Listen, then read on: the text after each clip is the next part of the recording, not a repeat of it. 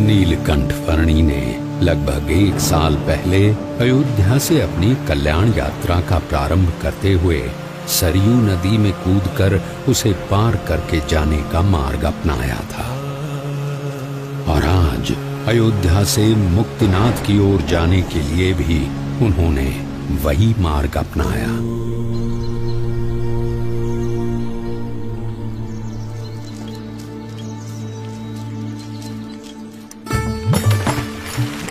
सरयू नदी को पार करके मुक्तिनाथ की ओर बढ़ चले नीलकंठ वर्णी हरैया गांव में आए।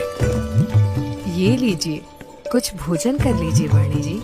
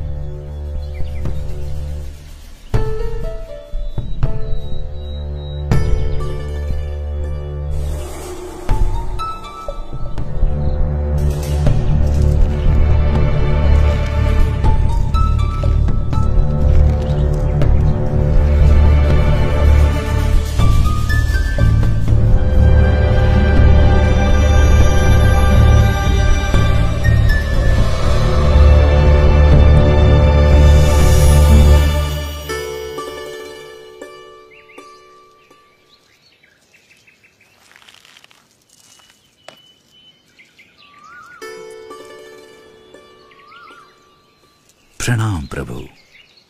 बड़ी दिव्य और असाधारण प्रतिभा है आपकी। शायद आप वही है जिनकी भक्ति हम करते हैं, जिनके आशीर्वाद से हमारा राज्य, हमारा संसार चलता है। आपके आगमन से मेरे राज्य की धरती तो पावन हो ही गई है। अब कृपया मेरे राज भवन में पधार कर उसे भी धन्य कीजिए। आपके और आपके परिवार के बलिष्ठ संस्कार हैं, इसीलिए मैं आपके वहां जरूर आऊंगा।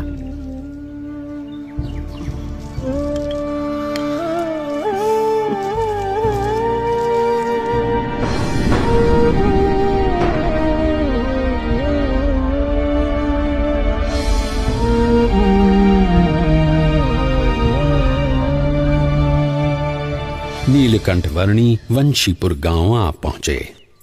कोई कहियो रे प्रभु आवन की, कोई कहियो प्रभु आवन की, मन भावन की, प्रभु आवन की, मन भावन की, कोई कहियो रे प्रभु आवन की, कोई कहियो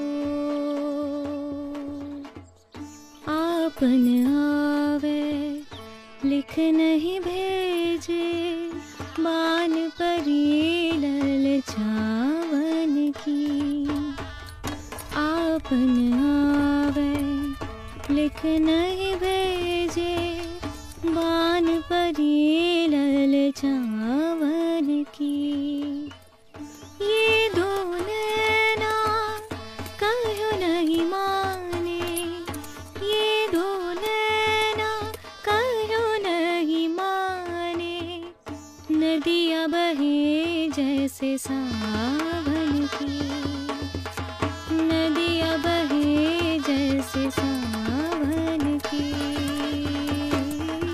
कोई कहियो। ये महाराज पैदल चलकर क्यों आ रहे हैं? हाँ, और घोड़े के ऊपर कौन बैठा है?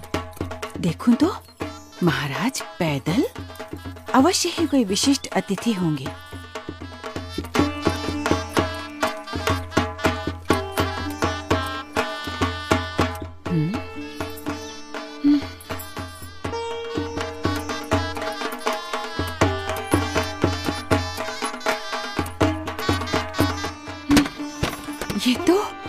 ये तो सच में कोई दिव्य व्यक्ति हैं।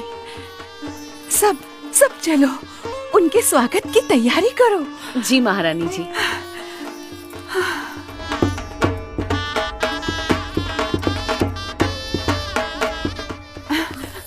और सुनो, राजकुमारी ईला और सुशीला को भी बुला लो। जरूर महारानी जी।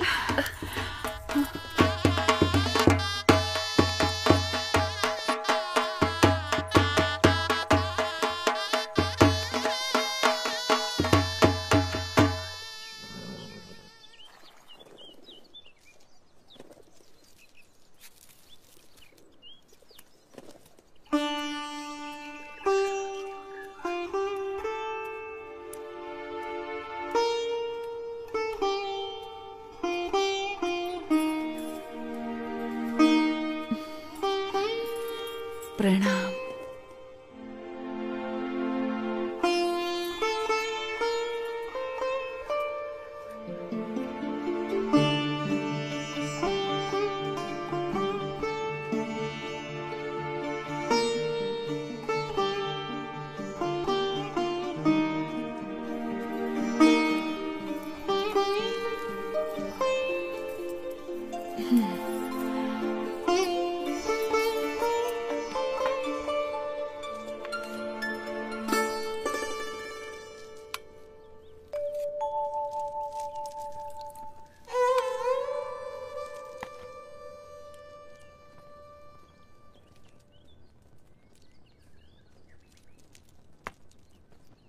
वरणी जी, हमारे राजा धर्म पालन के आग्रही है और उसके फलस्वरूप उनके ऊपर ईश्वर की इतनी कृपा है कि उन्हें इतनी प्रतिष्ठा, इतना मान सम्मान, इतनी धन दौलत, इतना वैभव, ऐसा श्रेष्ठ भोजन, सब कुछ प्राप्त है। धर्म का संबंध केवल धन दौलत, पद प्रतिष्ठा, मान सम्मान, बाह्य वैभव और बाह्य व्यक्तित्व से नहीं, किंतु आंतरिक प्रतिभा से है।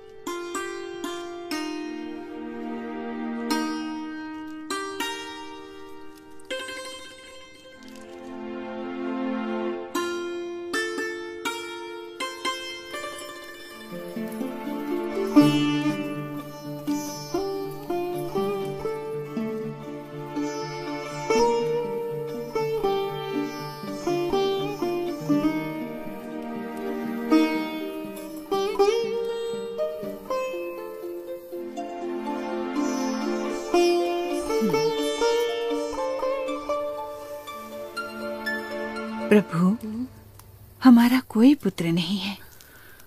उस बात से मैं चिंतित रहती थी, पर अब आपके आने से मेरे पुत्र की कमी पूरी हो गई। अब आप यहीं रुक जाइए। आपके पूर्व जन्मों के संस्कार हैं और आपका भक्ति भाव भी है, इसीलिए मैं यहाँ आया हूँ। और आपकी तरह और कई मुमुक्षुओं को भी मुझे मिलना है।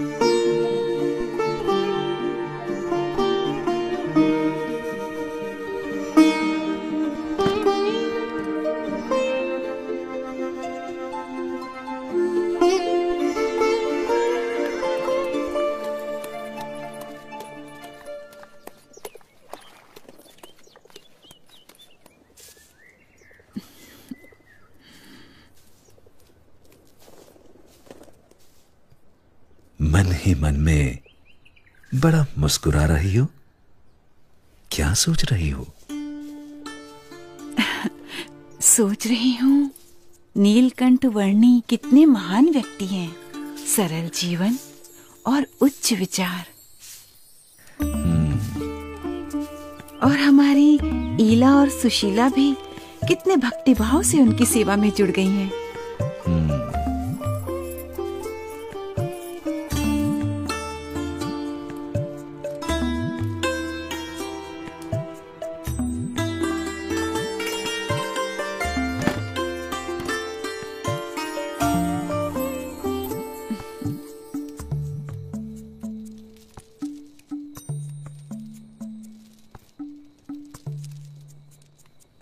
नीलकंठ वर्णी, कई दिनों से आप हमारे साथ हमारे स्वजन की तरह ही बस रहे हैं। और केवल हम ही नहीं, पर यहाँ छोटा बड़ा हर कोई आपको अपना स्वजन समझने लगा है। सभी को आपसे लगाव हो गया है। इतने दिनों से आपका जीवन निकट से देखकर हमें प्रतीति है कि आप कोई असाधारण दैवी तत्व हैं, साक्षात परमात्मा हैं। ये सब देखकर मेरे मन में एक विचार आ रहा है कि यदि आप हमेशा के लिए हमारे स्वजन बनकर रह जाएं, तो कितना अच्छा होगा। यदि समझ में आए तो मैं तो हमेशा के लिए सबका स्वजन हूँ, एक सच्चे स्वजन की तरह हमेशा सबके साथ ही रहता हूँ।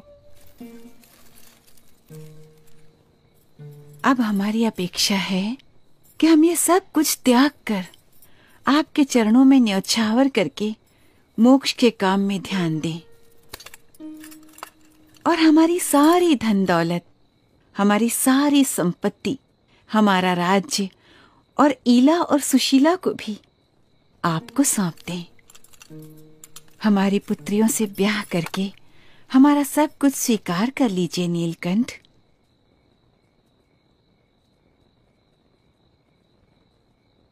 आप तो साक्षात परमात्मा हैं। आपसे अच्छा पति हमारी पुत्रियों को कहाँ मिलेगा? माते, जो सबका स्वजन है उसे केवल अपना बना लेना चाहती हैं। मैं आप सबको सारे बंधनों से मुक्त करना चाहता हूं, और अब मुझे ही ये सब बंधनों में बांधना चाहती हैं? बेटा, अभी जवानी फूटी नहीं है, इसलिए ऐसी बातें कर रहे हो। पर जब जवान हो जाओगे तब स्त्री सुख के बिना रह नहीं पाओगे। जब स्त्री सुख के लिए तड़पोगे तब एहसास होगा कि ऐसी सुंदर कन्याओं और ऐसे राज्य का प्रस्ताव ठुकरा करके तुमने बहुत बड़ी भूल कर दी। पर तब यह मौका निकल चुका होगा। क्षमा कीजिएगा, पर आप मोह में अंध होकर मुझे जानते हुए भी मेरा असली स्वरूप भूल रहे हैं।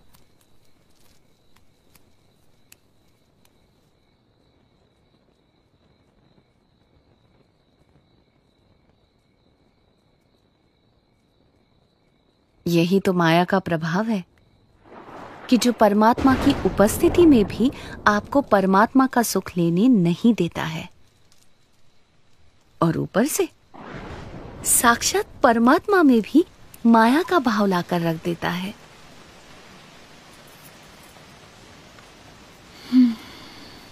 माँ, पिताजी, ये नीलकंठ वर्णी तो निर्लेप है, निर्विकारी है। ये सब मोह माया से परम सुख के दाता स्वयं परमात्मा हैं। वे ऐसे क्षुल्लक लौकिक सुखों में क्यों बंधेंगे? हाँ माँ, मोह से मुक्त होकर और हमारी चिंता छोड़कर नीलकंठ वर्णी की महिमा को अंतर में दृढ़ रखो। हाँ बेटा।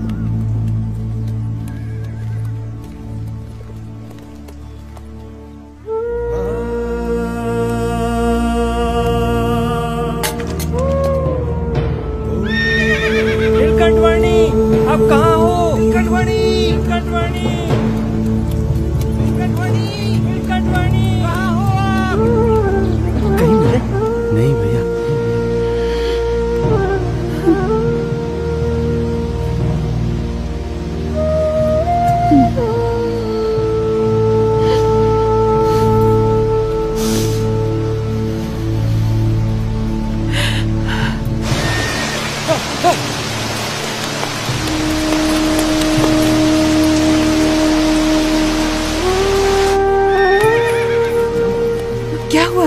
नीलकंठ वर्णी मिले?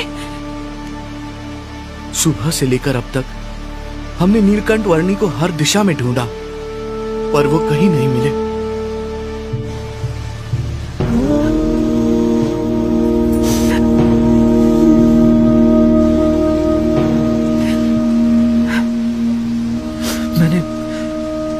मैंने दूर दूर तक ढूंढा, पर नीलकंठ वर्णी नहीं मिले।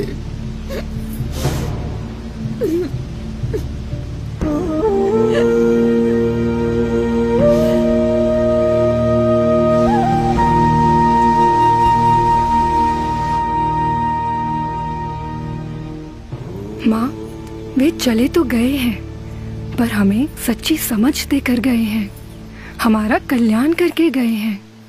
उन्होंने कहा था ना कि उन्हें तो अभी अनेक मनुष्यों का कल्याण करना है। हाँ। हाँ। वे कहते थे ना कि यदि समझ में आए तो एक सच्चे स्वजन की तरह वे हमेशा सबके साथ ही रहते हैं, वैसे ही वे हमेशा हमारे साथ रहेंगे। हाँ बेटा।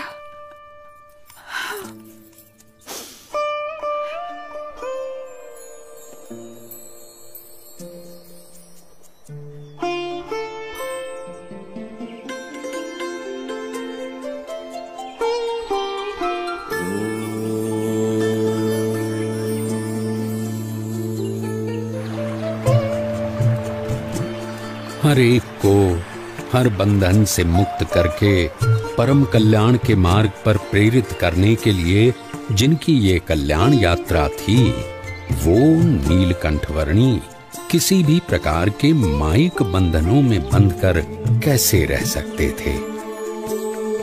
अपनी कल्याण यात्रा को अविरत रखते हुए नीलकंठवर्णी बढ़ चले वंशीपुर से मुक्तिनाथ की ओर।